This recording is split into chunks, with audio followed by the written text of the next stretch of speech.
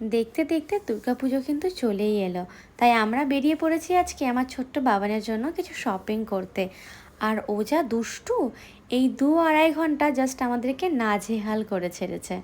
আর personally ওর আমার সাথে যে কি শত্রুতা আমি আজও জানি না। ওর আমার সাথে একদম বোনাবনি হয় না। ও যখনই আমার সাথে থাকে ও আমার চুল টুল টেনে কামড়ে, মানে আমরা লিটারালি মারামারি করি। বাট আমার বোন ওকে নিয়ে একদম সামলাতে পারছিল না, তাই জন্য জোরবশতই ওকে কোলে নিয়ে হাঁটছিলাম। বাট কিছুক্ষণ পর দেখলাম ও শান্তই আছে আমার কাছে। আবার কিছুক্ষণ বোন সামলাচ্ছে, কিছুক্ষণ আমি। এইভাবে আমাদের বেশ কয়েকটা ঘন্টায় আমরা শপিং করলাম। বাট তার মধ্যে আমাদের আরও খুনসুটি ছিল, যেগুলো খুব একটা ক্যাপচার করা যায়নি।